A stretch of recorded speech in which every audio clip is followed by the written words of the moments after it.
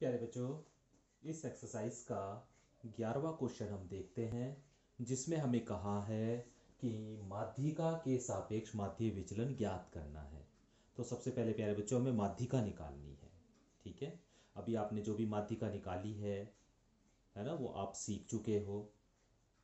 अभी देखिए, कहा है क्वेश्चन ये कि हमें अंक दिए गए हैं, अर्थात वर्ग अंतराल दिया गया है 0 से 10, 10 से 20, 20 से 30, 30 से 40, 40 से 50, 50 से 60, और हमें लड़कियों की संख्या दी गई है जिसे हम एफ आई से प्रदर्शित करेंगे। 6, 8, 14, 16, 4, 2 दी गई है। ठीक है, तो सबसे पहले प्यारे बच्चों, जब भी हम माध्यिका निकालते हैं, माध्यिका निकालनी होती है, तो हमें संचयी बारंबारता की आवश्यकता होती है। ये आपको मैंने बताया भी था। तो इसलिए सबसे पहले हम संचयी बारंबारता निकालेंगे, और कैसे निकालेंगे ये भी आप सीख चुके हो। पहली बारंबारता ऐसी, अभी इस संचयी बारंबारता में दूसरी बारंबारता जोड़ दीजिए, तो 8 और 6 को जोड़ोगे तो दूसरी संचयी बारंबारता 14 आ जाएगी।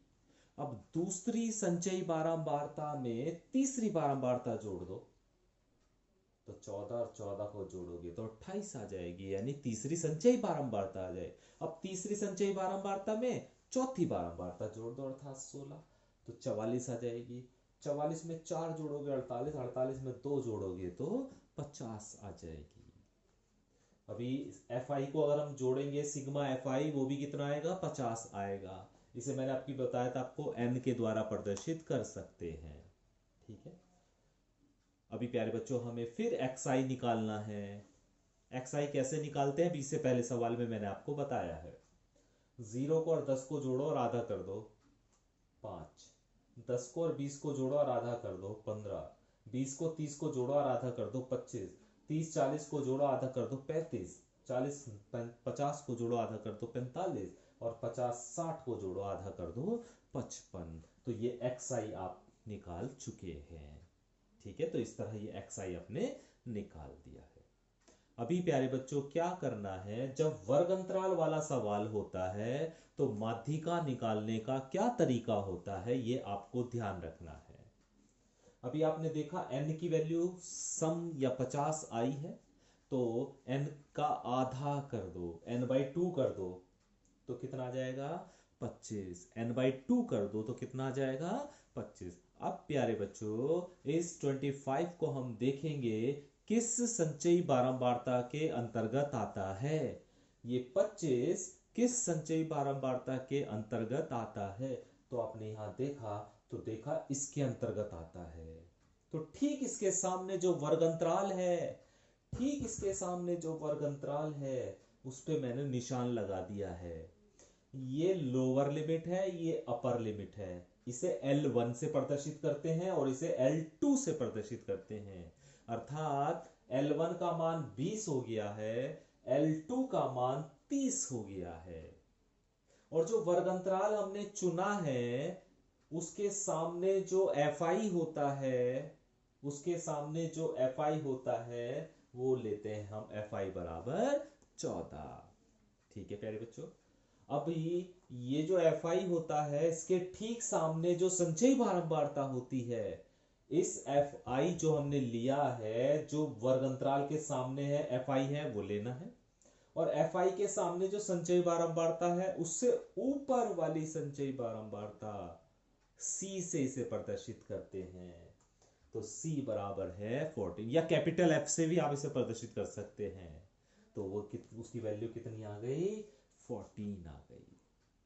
तो इतनी बात याद कर लेंगे प्यारे बच्चों। अभी हमें माध्यिका निकालना है, ये बात फिर सीख लीजिए। हमें n का मान जो भी आए उसका आधा कर लो। अब जैसे इसका आधा करा तो 25 आ गया। अब 25 को संचयी बारंबारता में देखो किसके अंतर्गत आती है, कौन से? तो यहां पर आपको दिख रही कि 25 यहां आ जाएगी। तो ठीक इसके सामने जो वर्गंतराल होता है, उसको चिन्हित कर लो। ये L1 होता है, ये L2 होता है। और जो वर्गंतराल आप चिन्हित करोगे, उसके सामने वाला जो Fi होता है, उसे आप अलग लिख लीजिए Fi के सामने जो Fi हमने चुना है, उसके सामने जो संचयी बारंबारता है, उससे ऊपर वाली संचयी बारंबारता C से इसे प्रदर्शित करते हैं या F के द्वारा भी इसे प्रदर्शित कर सकते हैं। ठीक है, तो अभी माध्यिका निकालनी है, तो माध्यिका m बराबर होता है प्यारे बच्चों, फॉर्मूला है L1 plus L2 minus L1 upon Fi into n/2 minus C। ठीक है, वहां F भी लिख सकते हो आप C की जगह। ओके, L1 की वैल्यू आपको पता है 20, L2 की वैल्यू आपको पता है 30, L1 की वैल्यू 20 अपॉन Fi की वैल्यू आपको पता है 14, n/2 मतलब 50/2 और C की वैल्यू भी आपको पता है 14। अभी प्यारे बच्चों इन्हें सबको हल कीजिए, हल करने के बाद आपको मिल जाएगा 27.85। समझ में आ गई बात? भाई देखो 30 में से पहले 20 घटा लो 10/14 और ये 25 में से 14 घटा लो, है ना, 25 में से 14 घटा लो तो 11 आ जाएगा। तो ऊपर तो आ जाएगा प्यारे बच्चों 110/14। अभी 14 से 110 को पहले भाग कर लो और उसे 20 में जोड़ दो, तो ये आ जाएगा आपका 27.85। तो इसे m के द्वारा प्रदर्शित करते हैं, नहीं करते हैं? अब क्या करना है, ये आगे का काम आप खुद करोगे, मैं नहीं कर रहा हूं, सिर्फ आपको समझा रहा हूं। आपको क्या करना है, आपने माध्यिका निकाल ली है, अब आपको क्या करना है, xi माइनस m का मॉडुलस लेना है। यानी इसमें से, इन सब में से, बड़े ध्यान से करना है ना, इन सब में से इस m को घटाते चले जाना है। पहले 5 में से घटाना, जो बचे उसे यहां लिख देना, 15 में से घटाना यहां लिख देना, 25 में से घटाना लिख देना, 35 में से इसे घटाना, 45 में से, 55 में से, और ये घटाने के बाद आप यहां पर लिखेंगे। ध्यान से घटाइएगा प्यारे बच्चों। ठीक है, उसके बाद आप इस कॉलम की जो भी आएगा और इस कॉलम की Fi के साथ मल्टीप्लाई होगी, इस कॉलम की और Fi की मल्टीप्लाई होगी, तो यहां पर लिखेंगे Fi modulus of xi minus m। Multiply भी बहुत ध्यान से कीजिए, क्योंकि यहां पर जो भी आएगा वो आपका पॉइंट्स में आएगा, दशमलव में आएगा, तो जब आप गुणा करेंगे तो उसे भी आप ध्यान से कीजिएगा प्यारे बच्चों। ठीक है, और मुझे उम्मीद है कि आप अच्छे से इन दोनों कॉलम को पूरा कर लेंगे। उसके बाद इस कॉलम को आप जोड़ दीजिएगा, यहां पे लिख दीजिए नीचे sigma Fi modulus of xi minus m।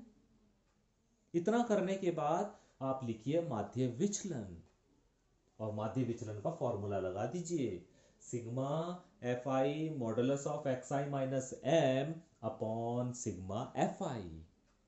ठीक है, तो जब ये फॉर्मूला लगा देंगे आप, इसमें वैल्यू रख दीजिएगा, रखने के बाद हल कर लीजिएगा, तो माध्य विचलन आपको प्राप्त हो जाएगा। तो मुझे उम्मीद है प्यारे बच्चों, यदि आपने ध्यान से सीखा है सभी क्वेश्चंस को, तो ये एक्सरसाइज आपको अच्छे से समझ में आ गई होगी। इस एक्सरसाइज में प्यारे बच्चों हमें इतना ही काम करना था, है ना। मैंने इस एक्सरसाइज में एक एक क्वेश्चन, हर एक टाइप का एक एक क्वेश्चन मैं कराता चला हूं, और उसी के आधार पर एक एक क्वेश्चन छोड़ता हुआ भी चला हूं, ताकि उस क्वेश्चन की प्रैक्टिस आप स्वयं करेंगे। ठीक है, तो आज प्यारे बच्चों आप इस एक्सरसाइज को जरूर कंप्लीट कर लीजिए। कल से हम अपनी इस चैप्टर की नई एक्सरसाइज शुरू करेंगे। Thank you.